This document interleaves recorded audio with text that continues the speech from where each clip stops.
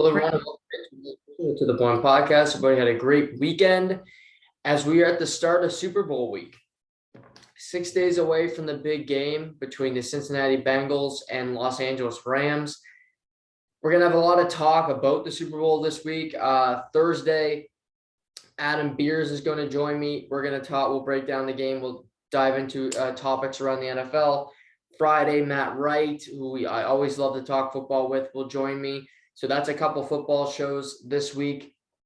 We'll get into every aspect of the game, different headlines, who's under the most pressure. So lots happening this week.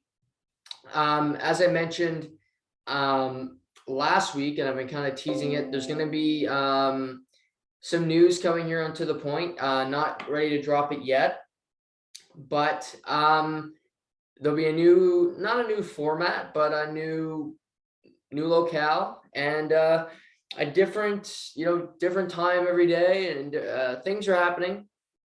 And as we get closer to it being finalized, I will let you all know, and I'll say by soon enough. There will be some changes here, and I'm looking forward to it, and I hope you are all as well. But yeah, like I said, Super Bowl week, we got NFL news breaking. The NBA has been pretty chaotic. We have the NBA trade deadline is this week, so that's newsworthy. That's going to be happening. The NHL returns tonight after the All-Star game, which I'm sure the four people that watched it really enjoyed it. We'll get into that in a minute. But before we get into Super Bowl week, and what we're going to do today, I'm going to take you guys back to the beginning of the season, talk about the odds for these teams to win the Super Bowl and how each of their seasons really progress. I find it so interesting. I kind of did that research this weekend. So we're going to do that today. But I want to start by talking, this weekend, I like to kind of take a break from sports. And I did in essence, but I didn't at the same time, because I watched a lot of the Olympics. The Scotties Tournament of Hearts really, got me interested. I watched a lot of curling. I watched the mixed doubles last night for Canada, where they fell. They're not going to medal. That's obviously disappointing. When we're talking about curling, Canada, I mean, come on. But Rachel Homan and John Morris are not going to medal, to get over that. And I did watch a lot of golf yesterday as well. Tom Hoagy wins his first PGA Tour event. He really, Jordan Spieth had a great comeback. So I did watch a lot of sports, but it wasn't, it wasn't the greatest golf field. It was a great tournament coming up this weekend with the Waste Management in Phoenix, which is one of the nicest courses on the entire tour. But where my attention went to this weekend was the show Ozark. And I'm not going to give away any spoilers today if you haven't seen it yet. But Netflix dropped the first the first half of season 4, 7 episodes. And, I was told by a friend of the podcast, good friend of mine, Sawyer Hannah, that, it was good. It was fine, is what he told me. And I watched it, and normally he's got a pretty good gauge of good television, although he's a fan of Tiger King and, a lot of Friends, which is another show I can't stand, but I won't go into that detail today. But normally he's pretty good, but he's got some clunkers that he likes to throw on the old tube. Anyhow, so I go in thinking, well, maybe it won't be that great. It was just good. It was okay. Okay, I guess we're just, we're watching reruns of Storage Wars. It's just okay. But he was incorrect. He's watched, I guess he's got in his brain good television, which is, I guess to him, Steve Jobs documentaries, Elon Musk, propaganda, whatever crap he, and again, I'm poking fun at him. I love him to death, but he undersold Ozark. I'm already through the 7 episodes. Didn't take me long. A storm, and then you have a weekend with limited sports. The show's fantastic. I thought the first half of the season was interesting enough that they didn't give away too much. I think the back half is going to be incredible television. But the storylines, I like what the directors are doing when it comes to the head of their cartel. Again, no spoilers. New character from the cartel gets introduced to the show.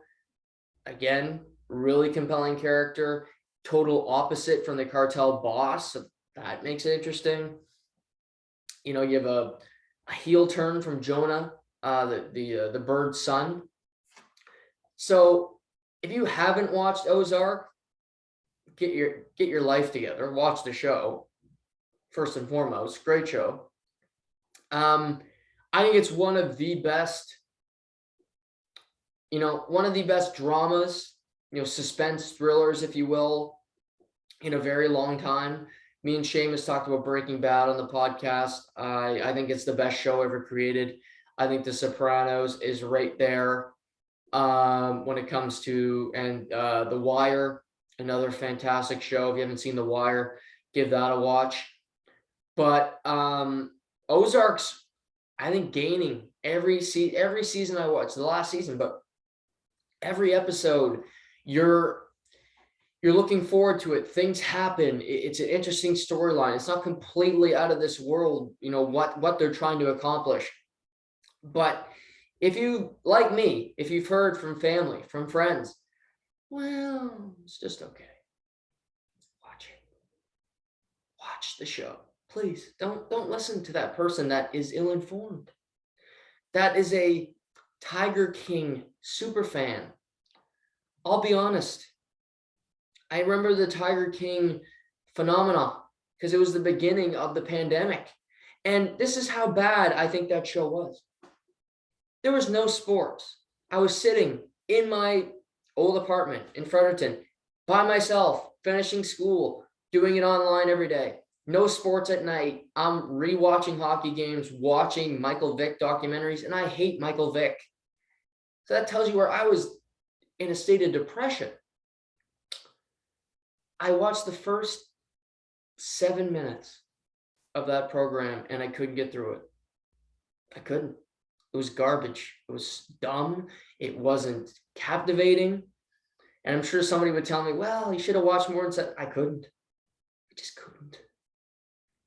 It's like a movie is turning and you're like, no, this sucks. I'm not finishing it. I'm not wasting this time that I value. I'm not making my time sound more important, but I think everybody's time is important. When you invest in a show, you want it to be good. Because for me, and I know for a lot of you, sports is really important. And every night from about 8 till 11, depending when you go to bed, again, I like to stay up a little later, you're watching sports until you go to bed. So that means when you get home from work, what's that, 5:30, 6 o'clock? You got 2 hours to watch something. You got to kill that time. You could watch, shows on sports like Overdrive. Maybe you listen to The Point, which I highly recommend. But if you're not, make it worth your while. That's all I'm saying. Fuck Tiger King. Ozark. My review, out of 10, it's a solid 8 to a 9 out of 10. Loved it. I liked it so much. I had dinner with my parents last night. I rewatched the first 3 episodes because they watch it.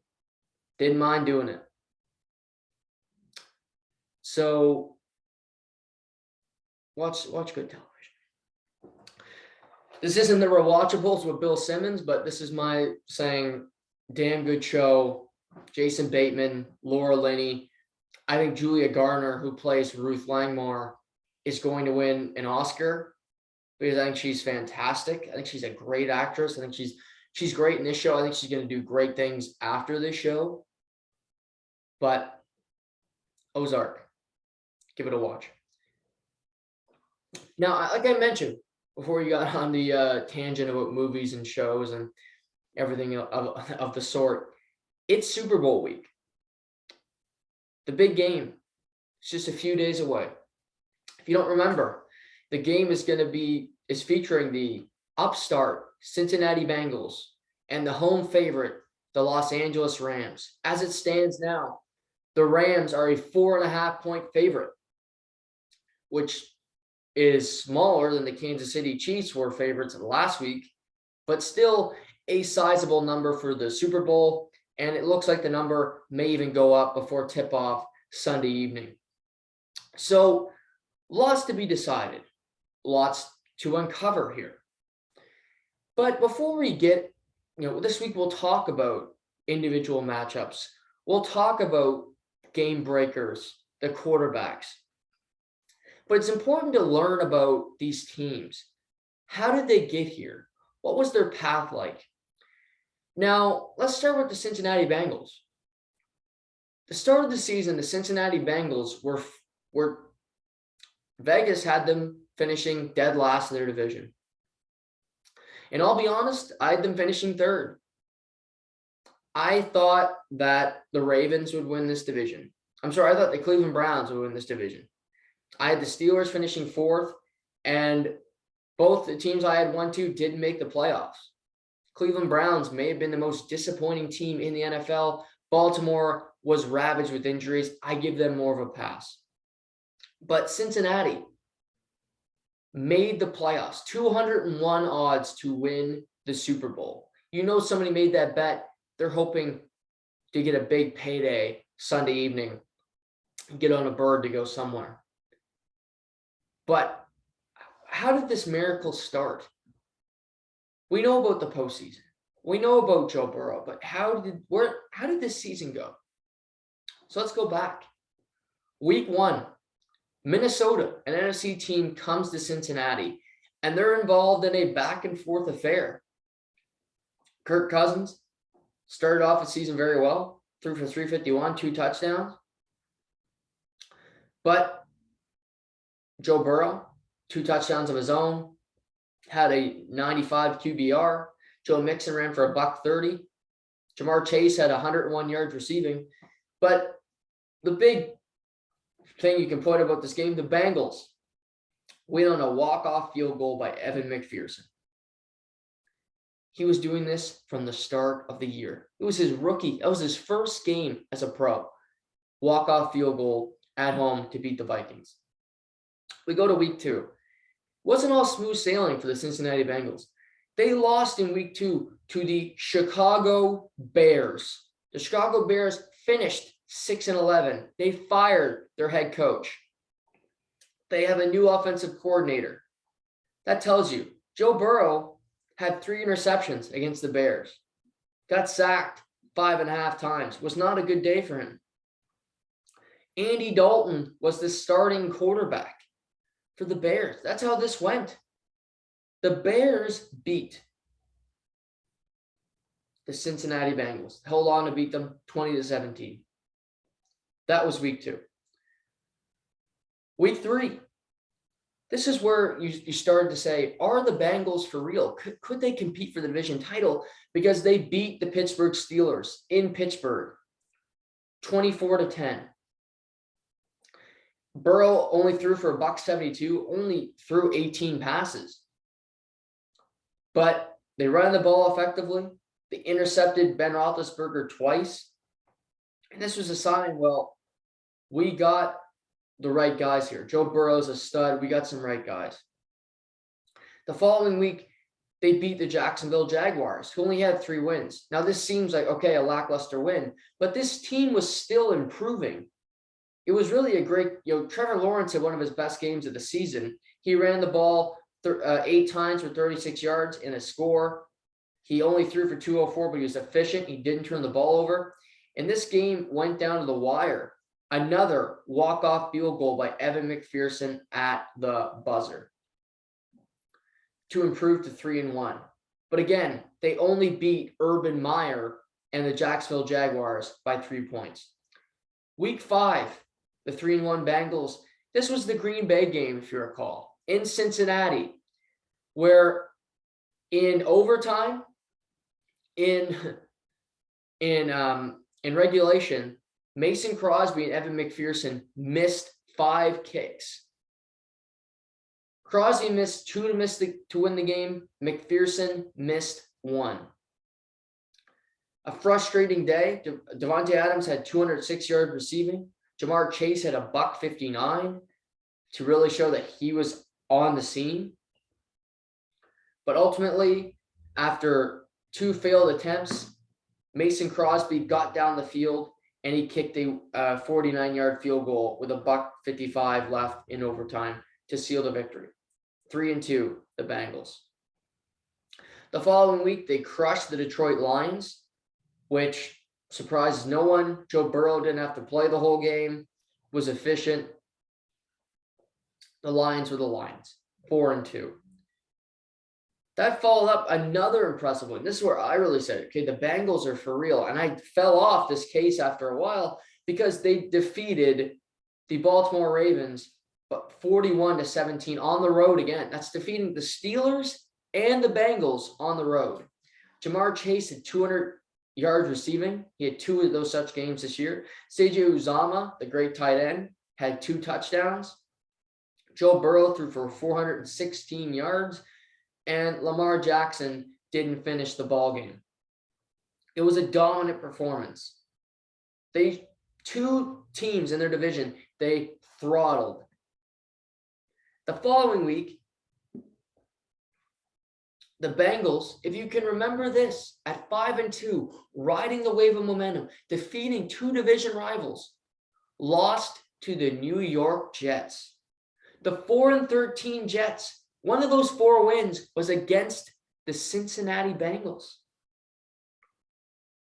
Scored 2 touchdowns in the 4th quarter. The Jets did. The defense leaked. Joe Burrow had a solid performance. But Mike White, who came in, who made a spot start, threw for 405, 3 touchdowns. And he willed the Jets to a victory. 5-3 after 8 weeks.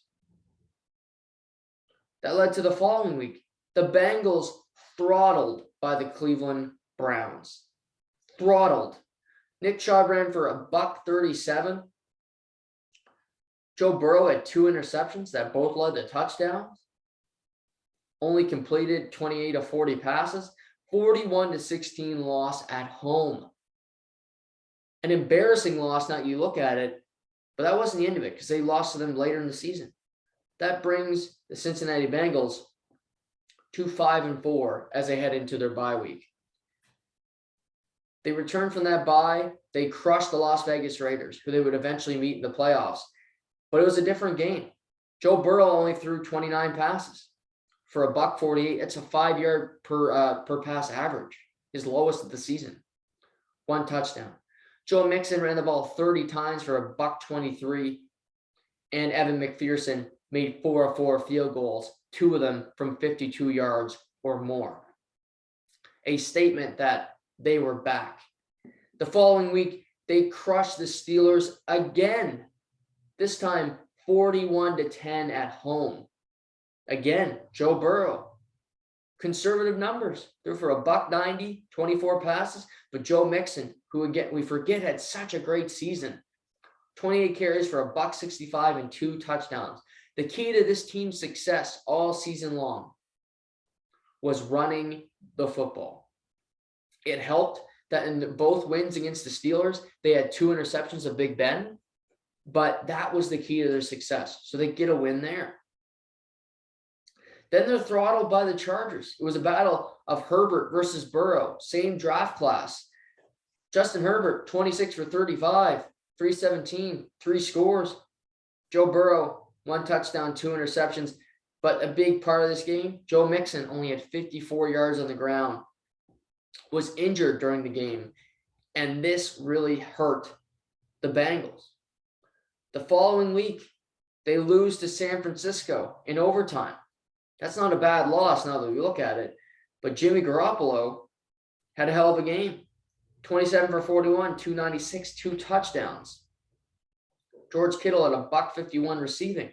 Pretty damn good. Burrow didn't turn the ball over, but a tight loss where Ayuk catches a touchdown pass to win the game. A clutch drive from Jimmy G.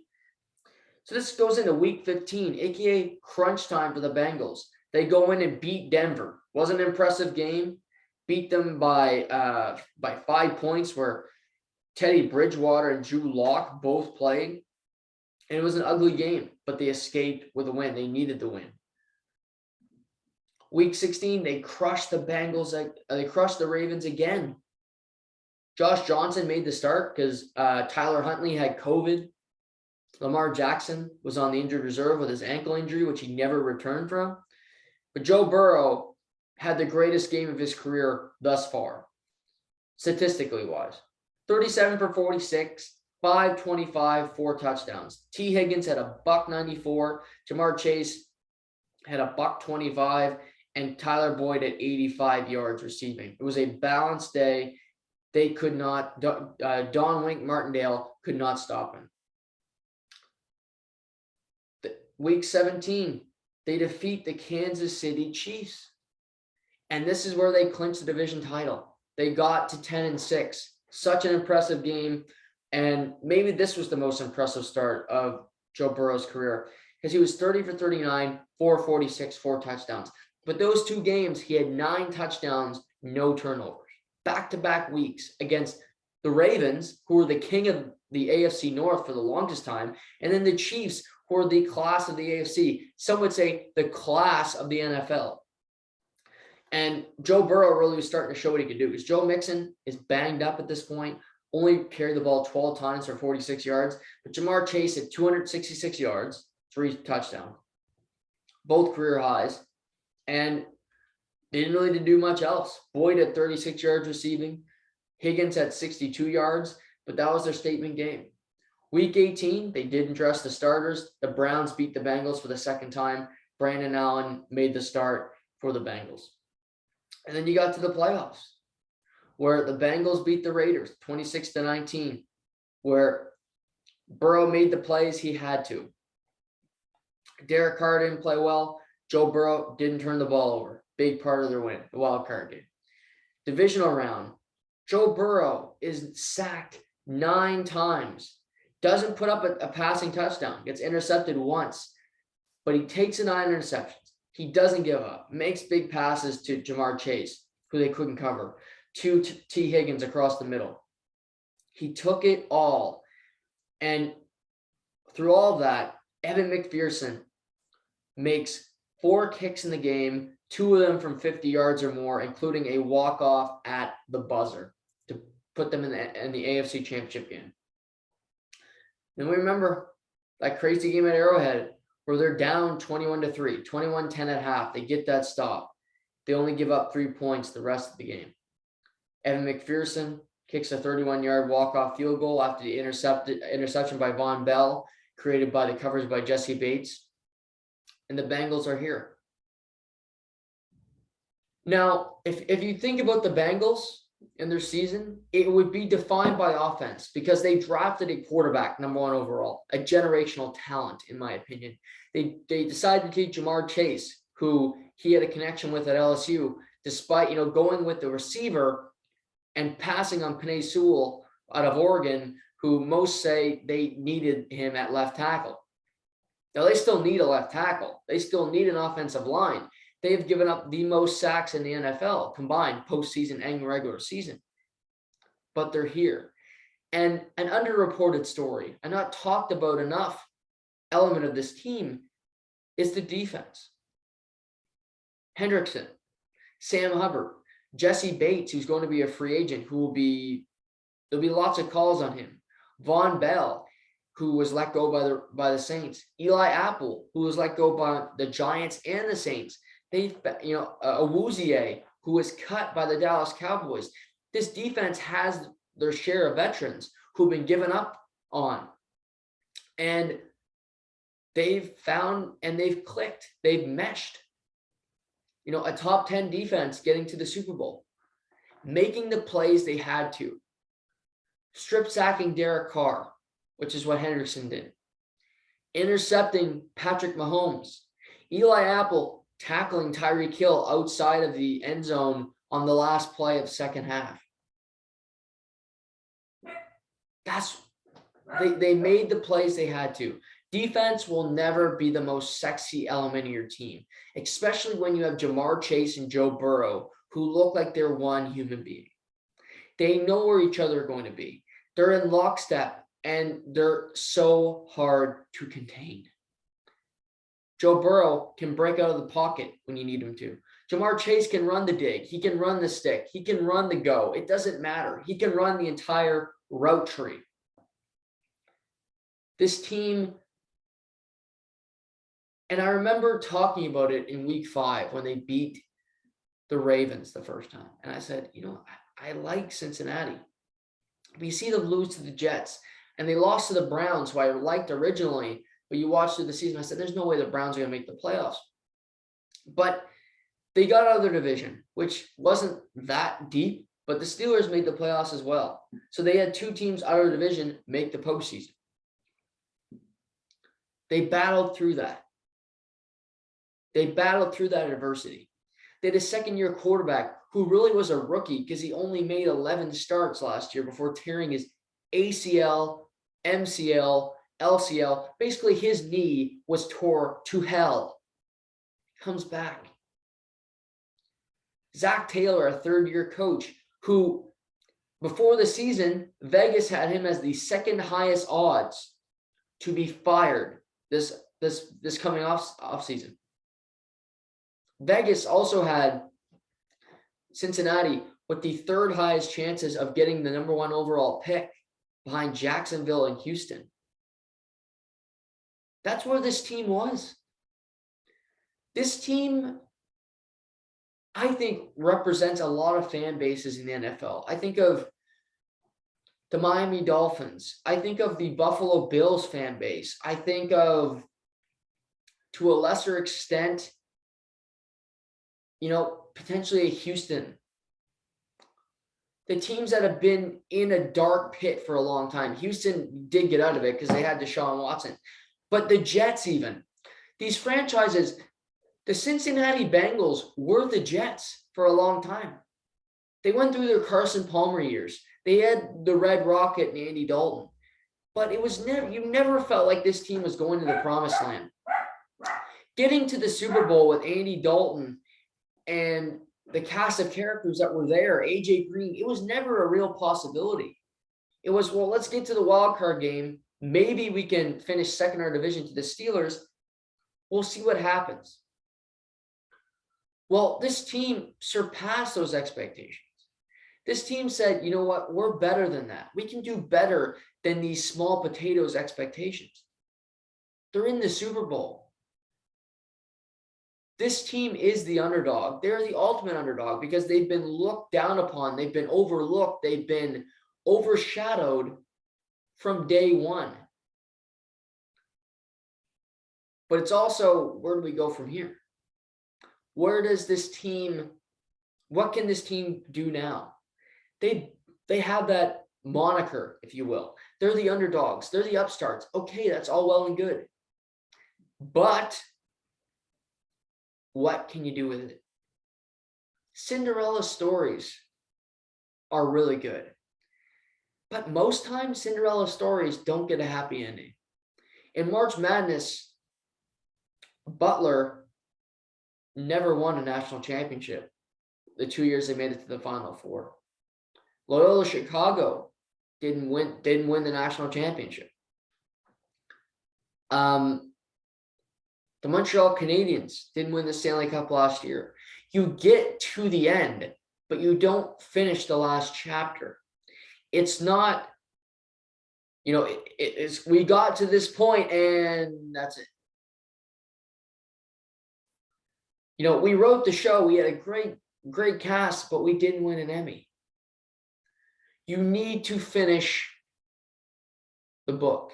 You need to write the final chapter. And for Cincinnati's season to truly mean something, because I've seen it too many times to bank on Cincinnati being a powerhouse next season. I'll point to the New York Knicks. Past offseason, they made the playoffs. It was a great story. Okay, the Knicks are back. They're 12th in the Eastern Conference. they're not going to make the playoffs this season. They might trade their best player in Julius Randle. They're right back to where they were before. Every season is different. There's injuries. There's the unknown. You don't know what's going to happen. The Browns should come out and feel motivated. Who are the Steelers going to have at quarterback? Lamar Jackson is going to be healthy, presumably. This isn't an easy division. You're not playing in the AFC South, where if you're a team like Tennessee, we have to get by Indy. Because Jacksonville is going to stink again. You know it. Houston is trading Deshaun Watson.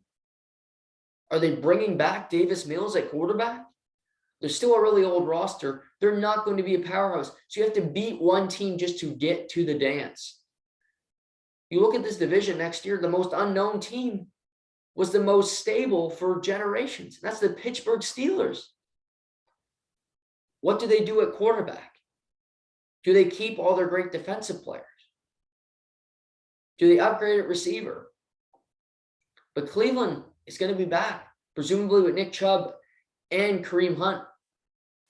Hopefully Baker Mayfield 100%. Baltimore will have their former MVP quarterback under center with an all-pro at tight end.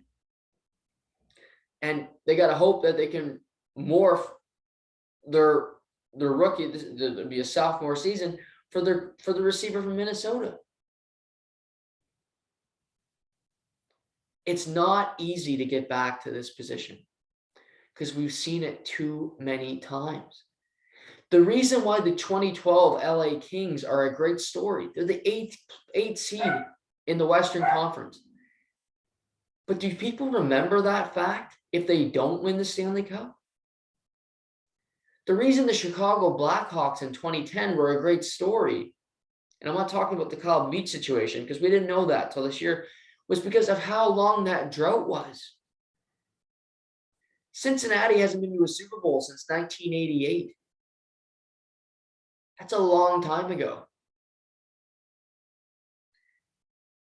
That streak will continue. It'll be a great story. But it doesn't mean jack if the story doesn't end the right way for your side. And on the opposite side, you have a quarterback in LA who is the ultimate underdog. It didn't start off that way. If you recall, Matthew Stafford was the number 1 overall pick from Auburn. The upstart quarterback, the blonde wife, blue eyes. And he's the number 1 overall pick. You expect him to be great. And in Detroit for over a decade, he was pretty good. He was a great fantasy quarterback because you knew playing in Detroit, you weren't going to win squad. It's one of the worst organizations in pro sports. They had him. They had Megatron. They went through great players.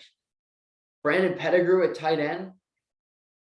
But through all of it, Matthew Stafford went 0-3 in the playoffs, led the league in passing twice, but they were a chocolate bar, empty calories.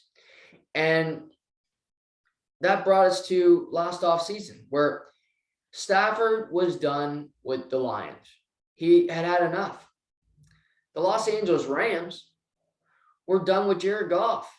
He got them to a Super Bowl where they lost to the New England Patriots, where Jared Goff and that Los Angeles Rams offense was only able to put up 3 points the entire game.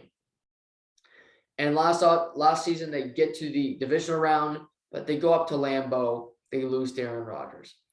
So Sean McVay, the boy genius, the great offensive coordinator, said, there's more here. There's a quarterback available that I believe can get me to the promised land.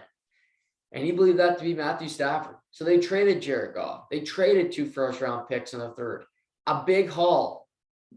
But for an upgraded quarterback, there's no price that you wouldn't be willing to pay. And the expectations from Jump Street were the complete opposite from Cincinnati. They had the 4th best odds to win the Super Bowl. They were a loaded football team. Matthew Stafford, Cooper Kupp, Aaron Donald, Leonard Floyd, Jalen Ramsey. This is prior to their big additions. And the first night of the season, it went great. Stafford, 20 for 26, 321, 3 touchdowns. Him and Cooper Kupp started their great connection, where Kupp had 108 yards receiving and a touchdown. But Stafford also threw touchdown passes to Robert Woods and Van Jefferson. But you have that great defense. They beat the Bears. Stafford, good start. He's used to beating the Bears. He did it for a number of years in Detroit. The next week, the Rams go to Indianapolis. Tough team, good team, especially at the start of the season. They sneak away with a win. They don't run the ball well. They didn't for most of the year. Darrell Henderson, Sony Michel, they tried to work through it. Stafford had 1 interception, 2 touchdowns. But again, Cooper Kupp had 163 yards, both touchdowns, and they escaped with the win. Had a big lead early. They hang on to that win. Now, week 3 is where the Rams really showed up. And this is where people said, okay, the Rams are for real. They're legit. And it was because they defeated Tom Brady and the Tampa Bay Buccaneers. And although the score was 34-24, if you can remember this game, it was a 5:25 game on Fox. And Stafford outplayed Tom Brady, point blank. He went 27-38, 343, 4 touchdowns. But what also happened is Brady had a forced fumble. He had pressure on him the whole day from likes of Aaron Donald. And, Stafford dealt. Cooper Kupp had another 2 touchdowns. He threw a deep pass to Deshaun Jackson for 75 yards and a score. And, this really was, the Rams were 3-0. They were riding high. And it looked like they're going to go on this great run. But then they played the Cardinals, who were also 3-0. Big game in Los Angeles, and they were shellacked. 37-20. The Cardinals ran for over 200 yards. Kyler Murray threw for 270 and 2 touchdowns. Stafford an interception, but the game wasn't close. The defense were all over them. It looked, the Rams looked like, okay, we spent all our energy last week. We're incredibly confident. We just got punched in the mouth. That defense lacked physicality up front. And that was a key element of the team. Like, is this team physical enough? Is this team strong enough to get the job done? And at that moment in time, it wasn't. So then we go to the Rams. They go to Seattle. They rebound with a victory. Matthew Stafford only throws 1 touchdown. But they have a good day running the football, which was a rare one. Run for over 140 yards, 2 touchdowns on the ground. Cooper Kupp only had 92 yards receiving, but Robert Woods had 12 catches for $150, and Russell Wilson was injured in the game, and they forced 2 turnovers to Seattle. So they're right back on track, 4-1. The Rams then went on to destroy the Giants, 38-11. Stafford threw 4 touchdowns in that game, another 2 to Cooper Kupp. That's 7 through 6 weeks, which was an incredible start. But again, destroying the Giants. So that is 6-1 for the Rams. They beat the Lions. Jared Goff returned. If you remember, Dan Campbell threw everything he could at this team. Trick plays, trying to pull all the stops to get Jared Goff. He threw 2 interceptions, however. Stafford threw 3 touchdown passes, another 2 to Cooper Kupp. 10 for $156, 2 touchdowns. Through the first 7 weeks of the season, Cooper Kupp was averaging 2 receiving touchdowns a game. That is just superb. They're 7-1 through 8 weeks. They beat the Texans. Not impressive. But Stafford, another game where he doesn't turn the ball over. 3 touchdowns. They run the ball, have a really good day running the football. They run for close to 170 yards, 2 touchdowns on the ground. Cooper Kupp, $115, 1 touchdown. Van Jefferson at 88. Things were going awesome in LA. But, things weren't always that way. Because then you had the Tennessee game. Tennessee goes to Los Angeles. Matthew Stafford throws 2 interceptions. And this really started a trend for him where he threw 2 interceptions and he threw a pick six to Kevin Byard. This was his first pick six of the season. So his second pick six of the season. It continues from there. Go to Monday Night Football. They lose to the San Francisco 49ers, 31-10 on the road. Another ugly loss. Back-to-back weeks with a pick six. Jimmy Ward, 27-yard pick six. And Jimmy G had a Jimmy G game. Only threw 19 passes, 182 yards, 2 touchdowns, but he didn't turn the ball over. Elijah Mitchell ran the ball effectively. Deebo Samuel had a rushing touchdown. The team played extremely well. Stafford was not efficient. So that's back-to-back losses. Then the Rams had a bye week. They needed a bye week after 2 really poor performances. They come off that bye. And they go to Green Bay. If you remember this, it was right after the bye, and you're like, okay, they have to go to Green Bay. They've lost 2 in a row. It was not a good day. Again, they don't play well in Lambeau Field. Matthew Stafford, another pick six. Rasul Douglas, who made the Pro Bowl after being on the practice squad for Arizona at the beginning, gets an interception. But through all of this, what did they do? They added Von Miller, and they've added Odell Beckham Jr. OBJ catches a touchdown against the Packers, which didn't mean anything because the game was out of hand. But for his confidence, he did. He had 81 yards receiving. Stafford threw 3 touchdown passes, 1 to OBJ. But this started that chemistry while they were going through this downward spiral. It was not good. OBJ's first game was against the Niners, where he was signed on a Saturday and played the Monday night, and they threw a deep ball to him. It was intercepted. Then they destroyed the Jaguars 37-7, which is still not impressive. Odell Beckham Jr. only had 2 catches in that game for 28 yards, although a touchdown. But they got back on track. Stafford had a good game. Then they defeated the Cardinals on Monday night. This was a big win for them. Again, mistake-free football from Stafford. This is the key. They ran 89 yards. That's a good game for the Rams. But Odell Beckham Jr. had 6 catches for 77 yards.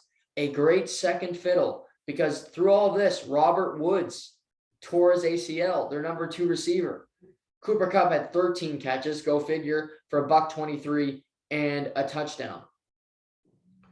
Week 15, they beat the Seahawks, which wasn't that impressive, but it's a win's a win, a win. They needed that. They're locking up their vision as we go through this.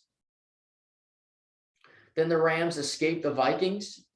Stafford threw 3 interceptions in this game. And this is, through the last back half of the season, he led the NFL in interceptions. But through this, they're winning games, they're battling it out. And also you're seeing impressive performances because OBJ is getting that connection. Von Miller's getting into the defense. Aaron Donald's leading by example. And his team is getting better. The next week, they edged the Ravens. Not an impressive win. Stafford, 2 interceptions. Cooper Kupp was great. But the Ravens were with Tyler Huntley at quarterback. They only put up 19 points. Another pick six. Stafford had 4 on the season. But they escaped Baltimore. In the last week of the season, what happens is if they win the division. If the Cardinals win and a Rams loss, Cardinals win the division. Last week, to their chagrin, the Cardinals lose to the Seahawks. So that means the Rams, doesn't matter if they win or lose, they're going to win the division. But you're playing the 49ers, who they had lost 5 times in a row to. So you're thinking, we need this game. And it started off great because Jimmy G throws 2 interceptions. Doesn't look good for him. He's playing like typical Jimmy G. But second half of the game, they got a big lead. They started running the football. Matthew Stafford, 2 interceptions. Put the 49ers right back in the game. No pick six, but Deebo Samuel has a 16-yard rushing touchdown in the third quarter. He threw a touchdown pass to Juwan Jennings. Then Juwan Jennings catches one from Jimmy Garoppolo with 26 seconds left. Remember that clutch drive from Jimmy G? And then in overtime, Robbie Gould kicks the game-winning field goal, puts the 49ers into the playoffs, and puts a bitter taste in the mouth of the Rams. And the Rams, like I said, fourth best odds to win the Super Bowl to start the season. But going into the playoffs, this team did not have a great feel. They were not confident. You didn't feel good about the Rams because you said, they're so talented, but they nearly lost to the Ravens. They nearly lost to the Vikings. Matthew Stafford led the NFL in interceptions. This guy was a disaster down the stretch. Plus, he hasn't won a playoff game. Is this team just full of stars, or is it really talented? Well, they started off their postseason run against the Cardinals, and it was just demolished. Von Miller looked like Von Miller of 2015, where he was winning Super Bowl MVP. That team just destroyed people. Stafford only had to throw the ball 17 times for 202 yards. They ran the ball for over 130 yards. A good day. Stafford had a rushing touchdown. Cooper Kupp only had 5 catches in this game for 61 yards. It was a great warm-up for the playoffs where they could win 34-11, and it was a no-pressure game.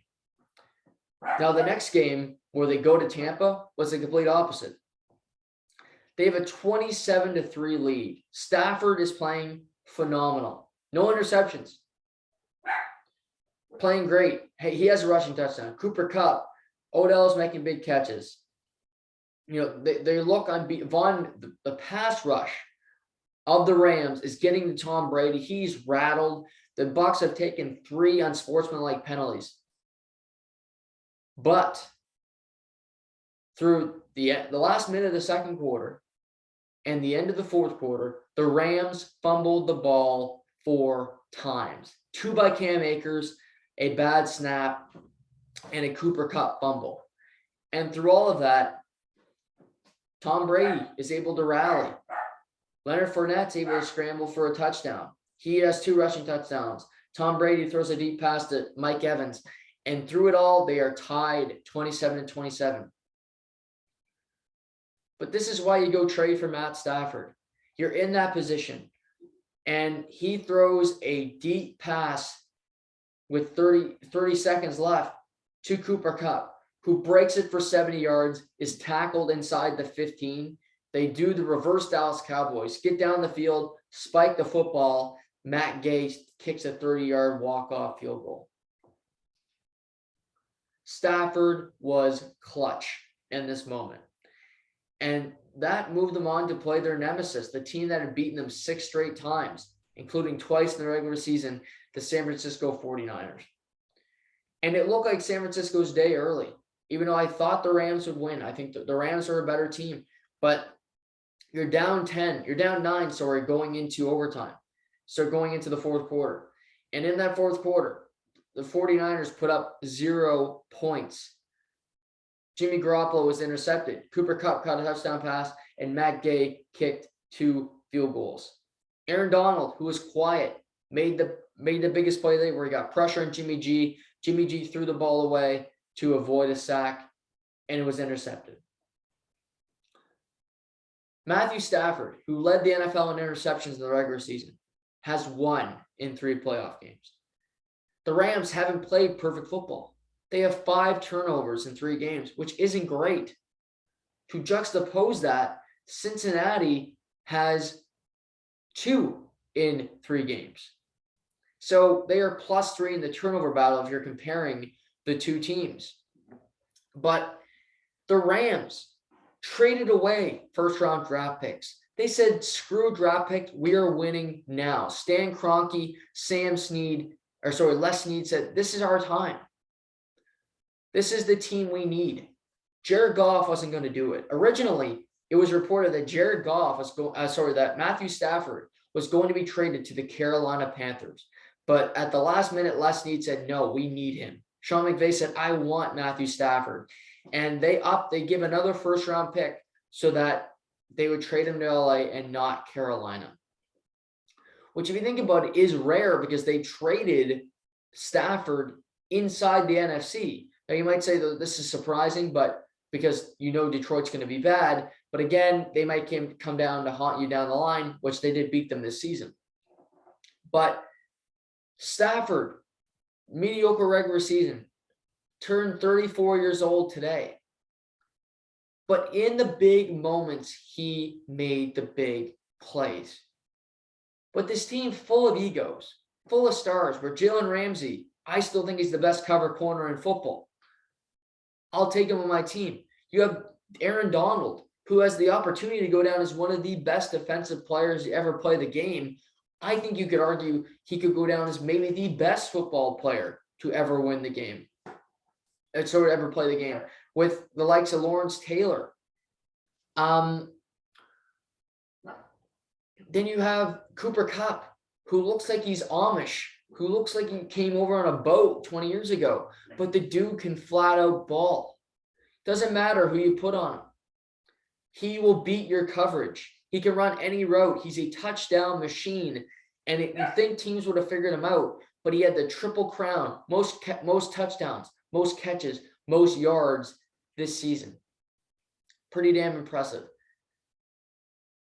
Von Miller, like you said, you add him. But also, they added Odell Beckham Jr., who the stigma was, well, OBJ is a prima donna. OBJ is a selfish teammate. And all we've seen in LA is it's everything to the contrary. OBJ is a team player. Odell Beckham Jr. has fit in beautifully with Cooper Kupp. The two seem closer than ever. He knows he's a number 2 receiver. He knows he'll never surpass Cooper Kupp as the best receiver on the team. But yet, last week, he has over 100 yards receiving. He doesn't complain about his usage. He runs the routes, and he leads the NFL in the postseason in third down catches that lead to first downs. He's been there when they've needed him to be. He's got maybe the most sure hands in the NFL. Like Matthew Stafford, Odell Beckham Jr. has gone through his playoff failures. If you recall, in New York, in 2015, I believe, he was getting ready to play at Lambeau Field. And the Monday and Tuesday, instead of maybe preparing for the weather, he takes his teammates down to South Beach. They're on a yacht, partying it up, which is fine if you perform. But he gets to that Sunday, he drops 2 third-down catches, and on a target, Eli Manning was intercepted. They got destroyed at Lambeau. That was really the end of the Giants era, where they had 2 Super Bowls in 4 years. And that was the beginning of the end for Tom Coughlin, for Eli Manning, and for OBJ in that city. And he went through adversity in Cleveland. He didn't get along with Baker Mayfield. Him and Kevin Stefanski, the head coach / offensive coordinator, didn't see eye to eye. But he didn't complain in LA. He put his nose down. He worked hard. And it's just a flat out fact that the Los Angeles Rams would not be in the Super Bowl without Odell Beckham Jr. So you look at it and you say, you have the presumptive favorite, one of the presumptive favorites at the beginning of the season, the Los Angeles Rams. You have the underdog, the Cinderella story, the Cincinnati Bengals, who Vegas said their coach would be fired right now and they'd be in the coaching carousel along with 9 other teams. But yet that hasn't happened. And as we get to the game, my conclusion, after going through all these games, after remembering the season that they had, my thought is, this isn't David and Goliath. This isn't Global Gym and Average Joe's. These two teams are similar. Although the Rams have the names, although the Rams are mighty, they haven't won. Aaron Donald is not a champion. Matthew Stafford is not a champion. Jalen Ramsey is not a champion. Now, Von Miller is, but he's an older part of his career. The key ingredients to this team winning have never won a title. Joe Burrow has played 3 playoff games, He's won them all. He's never been to a Super Bowl. He's never been in this position. Hendrickson's made the playoffs, played an NFC Championship game with the Saints. Von Bell, same thing. But they don't. Cincinnati doesn't have a champion on their roster. However, I see them quite similar because narrative, what Vegas thinks, preseason opinions mean jack shit. Because preseason opinion would have Kansas City and Tampa Bay in the Super Bowl, which is what I predicted. But they're not here. Those two teams, Tom Brady's retired. Patrick Mahomes is still thinking, what the hell did I do in that game versus these same Bengals? What went wrong? So it's not underdog versus the prohibitive favorite. It's story versus story. For Joe Burrow, he has the opportunity to be the first player ever to win a national championship, a Heisman Trophy, and a Super Bowl. The first player in the history of professional football to do all those three things. Could you think of putting that on your trophy case? Matt Stafford, 34, went through hell and back with the Detroit Lions. To me, if he wins the Super Bowl Sunday evening, Matthew Stafford will go into the Hall of Fame. If they lose, I don't think he will. He'll have opportunities next year in a lesser NFC, but there's no better time than the present with a Super Bowl victory. And more often than not, the Super Bowl MVP goes to the quarterback. Matthew Stafford will have enough on his resume to get into Canton, Ohio. But his career is also represented fondly. He's a first overall pick. It's not, okay, he was a bust. He was just an average player. You have two former number one overall picks going head to head. This is rare. This is only the fourth time in the history of the Super Bowl. Think about that. The last one was Peyton Manning and Cam Newton in 2015. This is not an everyday occurrence. But as we head into this game, the Rams are a 4.5-point favorite. But are they? Do you think they should be? Because I have all week. I'm not making my pick today. But as I sit here right now, I'm not sure I'm picking the Bengals to win the game. But I'm thinking I'm picking the Bengals to cover the 4.5. Because if we've seen anything this postseason, it's what Vegas says is going to happen, what the prohibitive favorites say, what should happen, doesn't happen. Since Wild Card Weekend, the NFL, the whole sport has been a roller coaster, has been on a drug of some kind because it has made no sense. But these two teams are here. I just laid out their stories. They're both compelling. Now, what will win out? Do the Rams winning at home? Does that drive them more? Joe Burrow, that confidence, the LSU swagger, Evan McPherson, this upstart team that wants to be respected, wants to join the big kids table, if you will. Will that push this team to winning a Super Bowl? We'll have to wait and see. But as we get closer and closer, we'll talk about this game all week. I just think it's important to remember. The Rams might be favored by 4.5.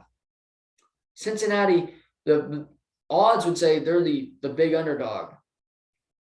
But both teams' narratives heading into this game are not a prohibitive favorite, are not of dominance versus a team that you're surprised to see here. It's surprise and surprise to me. Because the Rams went through a lot of adversity where they were prohibitive favorites, where they were 8-1 at one point. A lot went wrong for them to get to where they are now.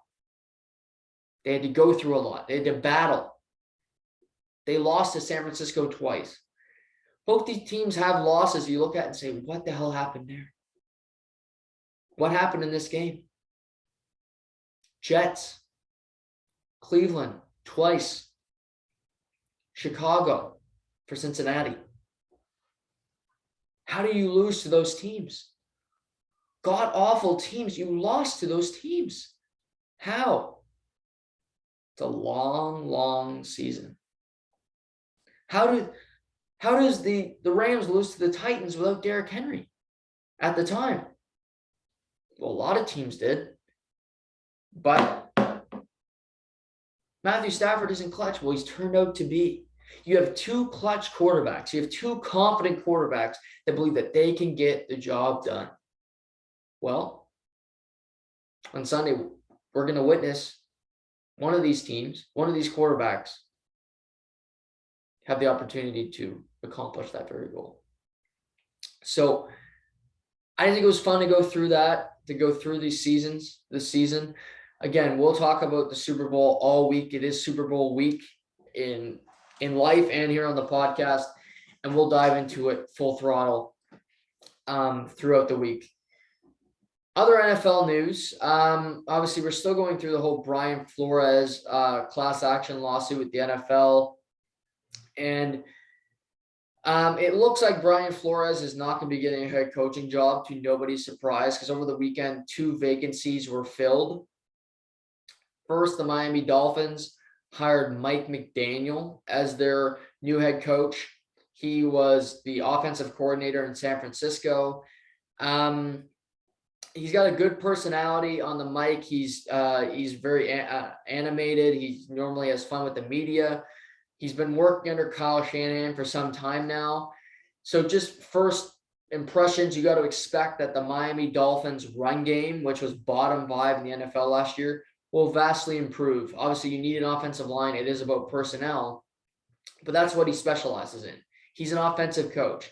Brian Flores was a defensive-oriented coach. He coached defense for 18 years in New England. But to fire Brian Flores, who had won back-to-back winning seasons, for Mike McDaniel, who's never been a head coach, and Mike McDaniel is he looks himself as he's multiracial, if you will. I think he believes I believe he's half black, but you look at the guy, he looks as white as anybody. But again, he is. But for a guy who's never been a head coach, he has no pedigree. The Dolphins fans, all you can hope is that Mike McDaniel is Sean McVay. He is Matt LaFleur. He is Kyle Shanahan. He is a Zach Taylor. We have seen these young coaches succeed. They're all offensive-minded guys. So there is a track record for that success. But I like the Rams ownership a lot better. I like San Francisco's ownership a lot better. Cincinnati, outlier. But again, I like their quarterback a lot better, I'll tell you that, and their receiver. Stephen Ross is a big part. Why did they have the Cowboys stuck for so long? Again, we talked about this. It's Jerry Jones. Stephen Ross he's one of the worst owners in pro sports. He should lose his team if Brian Flores, which I hope he does, can prove that he was trying to fix games. Pete Rose isn't in the Hall of Fame because he bet on games. Well, if he's paying his coaches to lose, get him the hell out of pro football, because I don't want him. If you're a Dolphins fan, this guy's done nothing but hurt the team since he took over. So I think Mike McDaniel's a good coach. But to fire a guy who had back-to-back winning seasons for a guy who's never been a head coach, who is a relative unknown. If you hear the name Mike McDaniel, you don't say, okay, I know who that guy is. It's not a household name.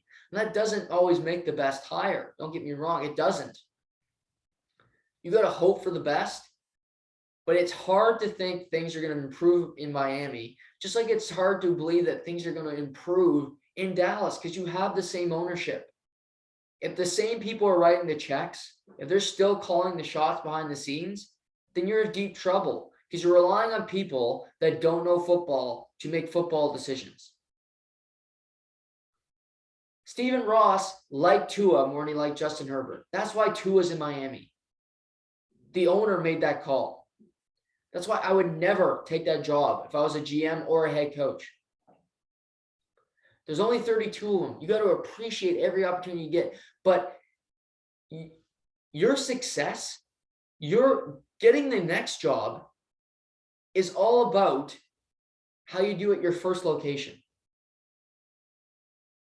Why do you think it was so successful for Mike Tomlin, for Bill Belichick? Because ownership let them do it. Kevin Colbert was a smart GM in Pittsburgh. Mike Tomlin's a great head coach, but you let the people that are in their positions do their job. You don't say, okay, I want this player. We're taking him. If you're a pro scout, if you're an amateur scout, if you're in the position of GM, of head coach, you're like, well, I don't want that player. Well, it doesn't matter. Dan Snyder, who now owns the Washington Commanders, brutal team name, I might add, wanted Dwayne Haskins. You know why? Because Dwayne Haskins was from Washington. Dwayne Haskins lasted a year and a half, and now he's on the Pittsburgh Steelers practice squad. You're still devoid of quarterback. Before we get to the Houston hire, which was announced today, Washington Commanders. Stupid name. I hate it.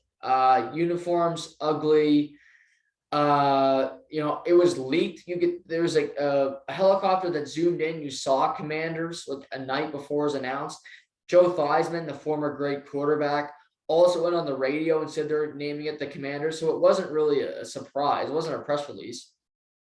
But, I heard this on PTI last week. I'm not sure if I mentioned this last week, but I find it so interesting. I want to reiterate it again because it's just, it's so Dan Snyder. It's so true. You think of every nickname, every team name, it gets shortened. It's always shortened. It's, the Dolphins are the Fins. Patriots are the Pats. Canadians are the Habs. It gets shortened. Every team name, it just gets cut in half. If you think about it. Cowboys are the Boys. Packers are the Pack. I can go through them all here. Well, the Commanders. Are people going to be saying the Commanders? Or Commanders? Well, what's short? If you look at Commanders, you're not going to take Durs, right? That's gone. Cut that out of the word. Well, Commander, what's short? The Washington Commies. That's what it's going to be. The Commies. So is that what you really, Dan Snyder, who has sexual harassment lawsuits, who didn't have any of his emails leaked, although John Gruden did, who's not a good human being, you're the Commies? Who went from the Redskins, which was offensive for a long time, to the Commies. Why not just keep it Washington football team? It's different from every other team in the NFL. The only reason you're different right now is because of your ownership. You make Stephen Ross look like a model citizen. The fact that you still have a team is a joke.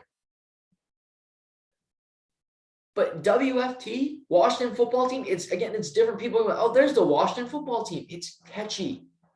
I'm still going to call them the WFT because I hate Commanders. It's stupid. Okay, you're in Washington. The chief, the president, that can stand on garbage. Anyway, Houston Texans named their head coach today. Lovie Smith was named head coach to Houston Texans. This is Lovie Smith's third head coaching job. He was formerly with the Chicago Bears, where he got them to a Super Bowl in 2006, and the Tampa Bay Buccaneers after he was fired. He's worked in colleges. He was their defensive coordinator last year and associate head coach under David Culley. And I have to praise and also say, Houston, you had no choice here, because this is how I look at the situation. Houston had Brian Flores as a finalist. They were never going to hire Brian Flores because Brian Flores is suing the NFL. I'm sure the other owners they talk to each other and say, yeah, we're not hiring this guy. He's not getting a job again. That's understood, right? Okay. Yep, no problem. Okay, we're not going to hire Brian Flores. Our other finalist is Josh McCown, who I mentioned last week. Coaching high school football last year, former journeyman quarterback. I'm sure he's a great guy. And maybe he'll be a great coach down the line, which could be true. But maybe he can be an OC somewhere. Maybe he can be a quarterback's coach, not get a head coaching job a year out of being in the game of football just because he's white and just because he was a quarterback. Maybe not, okay? Maybe go coach college for just something. No experience, nothing. Let's let him run the team. Sure. We don't want to improve ever. But they got so much heat over this decision for good reason for hiring somebody who has no experience. The NFL is getting killed because of their lack of diversity, again, for a good reason. And they're like, okay, well, we can't hire Josh McCown. So last night it's leaked Lovie Smith, who was never in the running, never talked about, is now getting interviewed. Now it looks like he might get the job. And they hire him. And for a couple of reasons. Again, pressure. You can't hire Josh McCown. Pressure. And they fired David Culley after a year. And he was a black coach. They gave him a year. Do you know the team's going to be bad? He had a good season. That team played hard for David Culley. And I'm happy Lovie Smith got a job because I think Lovie Smith should have been a head coach before this. I look at a guy like Marvin Lewis. He was a head coach in Cincinnati for 16 years. Yes, he got to the playoffs 5 times. Never won a playoff game, but he had one of the cheapest owners in the NFL in Paul Brown. Cheap bastard. It's hard to win when you don't spend any money. And Lovie Smith's not walking into a great situation here. You're uncertain at quarterback. You have to trade Deshaun Watson, which won't be fun. You're going through a rebuild, but you get to be a head coach. It's one of 32 jobs. I'm happy for Lovie Smith. Again, he got a team to a Super Bowl. He has as many credentials as Jim Harbaugh. He's got as many guys that get to a Super Bowl. He's got as much credentials as Sean McVay. You can get to a Super Bowl, and if you lose, that's it.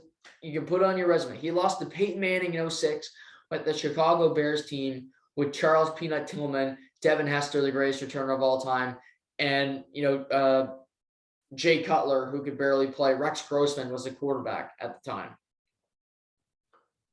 So not exactly a loaded team, a good defense, but he got that team to a Super Bowl. There's one vacancy left in New Orleans. Sean McVay stepped down. I think they're going to hire from within. Again, Brian Flores interviewed this weekend. He's not getting a job. That's just not happening. I think the NFL teams, owners talk to each other.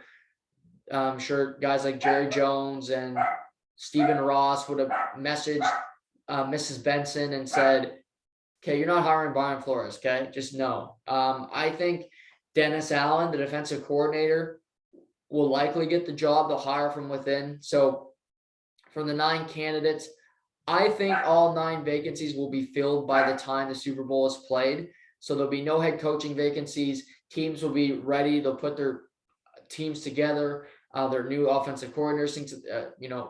San Francisco is going to need a new offensive coordinator because Mike McDaniel is now in Miami. I heard Pep Hamilton. He did great work with Wentz in Philadelphia. He's a very good offensive mind. I've heard his name rumored there. So there'll be new coordinator positions, still coaches will be moving, but you have the Super Bowl in March. You have the free agency period, where you want to have all your ducks in a row when it comes to your football operations. And then in late April, you have the draft. So that's really where we stand. One head coaching vacancy left. I think Dennis Allen will get the job. I'd be surprised if they don't hire from within, because I think they want to keep the nucleus of this team together. I don't know what the Saints will do at quarterback, but I think, the Saints like their defense. It was great last year. They like what this team's made of, the culture that Sean Payton, that Drew Brees built for 15 years in New Orleans. They don't want to tear it apart just because Sean Payton and Drew Brees are now elsewhere. So NFL, I mean, that's a lot in the NFL. I mean, a lot of news. Also, Alvin Kamara was at the Pro Bowl this weekend. He was arrested for a battery charge. So he's in some trouble. It's no news really yet about what he's facing. So I look for it here to see if there's anything new on the Alvin Kamara front, but it doesn't look, doesn't look like much is happening yet. Anyway, he obviously probably had some drinks and a little overserved potentially, and it was just a tough go. It's a tough look for Alvin Kamara. He's always been, he's a guy that I think is very smart. He's talked about how he hasn't spent a cent of a game check. He spends all his money is in endorsement contracts, but he was arrested on battery and accused of beating someone the night before in a Las Vegas nightclub. So his bail was set at $5,000 and court hearing is scheduled for Monday afternoon. So battery, it might not be that big of a deal. It might just be, pay something, no jail time. So you got to hope for that for Alvin Kamara and that he can get out of this relatively scot-free and nothing too strenuous, anything too bad happens to him and the New Orleans Saints. There's lots of basketball news. We'll get into that tomorrow. But I wanted to touch on the NHL All-Star Game. And I'll be honest, there was a skills competition, the All-Star Game. I have not watched 1 second of a skills competition, not 1 second of a shootout attempt, of the passes, of anything. I haven't watched that. I know, the only thing I know is that Trevor Zegras wore a Peter LaFleur jersey, I believe, and Average Joe's in it. I haven't seen a picture of it, but you see players get picked to the NBA All-Star Game. They're excited to go. They're looking forward to it. The NHL All-Star Game is a joke. It's the NHL All-Star and the Pro Bowl are garbage. And what I'm starting to think is basketball is a contact sport, but very much less contact than the other two. It's physically demanding. Your knees, you obviously take a beating, things of that nature, but it's not, punch you in the mouth. I'm going to hit you, take a check to make a play. It doesn't happen that way in basketball. It's less strenuous. And the NHL is, the Pro Bowl, why would you want to have to go through an NFL season of playing through hell? And then you have to go play another game of football where it doesn't mean jack shit. Who wants to do that? And then the NHL makes it 3-on-3, so it's a gimmick. It's just garbage. But my conclusion here is contact sports. And I'm sure people will come out and say, basketball is a contact. Well, okay. I watch a lot of games. A lot of them aren't. They shouldn't have all-star games because players are putting their bodies through hell the entire season. And they don't want to do it any more than they have to. They want to stay as healthy as possible. And I look at this, it's amateur hour. It's a garbage event. It's not entertaining. Nobody enjoys it. Just cut the cord. No fan enjoys the All-Star Game. Little kids, why would you want your kid, if you're a parent, again, I'm not a parent, but if you brought your kid to an All-Star Game, why would you want to watch the players do those skills? Because then they're going to try it in a game and look like an idiot, get carved. And then you're going to be in the car ride home reading them the riot act. Save them that conversation. Don't do it. There's nothing that can be gained from the All-Star Game. Have a break so the players can go to Vegas without having to go to this goofy event, get gooned, have 24 beer, go to Topgolf, and you move on. That's it. Have a break. The Florida Panthers don't play till a week from Wednesday because they played a ton of games in the first half. They have their bye week attached to the All-Star Game. Maybe that won't help them, But how about just have a bye week and you return, you finish, say, last Tuesday, Toronto because they're behind games, Ottawa, the Canadian teams because of our government, our pussy government, has to come back and play early because that's just the breaks. You can still go to Vegas, but just don't have the goofy event, especially in a year where you don't let them go to the Olympics, but you make them go to this crap event. It's just garbage. I'm never going to watch it. I'll never do it. I mean, my time is too valuable. I had this chat at the beginning. But if you did, more power to you, because I don't have the willpower or the strength to get through that much nausea and that much just patheticness for back-to-back days. But we'll have a lot of NBA to get into tomorrow. I want to touch on some big topics. NHL's back tonight. You have Canes, Leafs, Devils, Senators. You got Olympics are going. Canada won a gold last night, which is good to see. In snowboarding, we have the Canadian and women's Canada versus USA in women's hockey tonight at the Olympics. So that'll be a big game. So lots happening. We'll be back tomorrow to dive into it all. But have a great Monday, everybody. For everybody behind the scenes, I'm Noah Warren, and this is To The Point.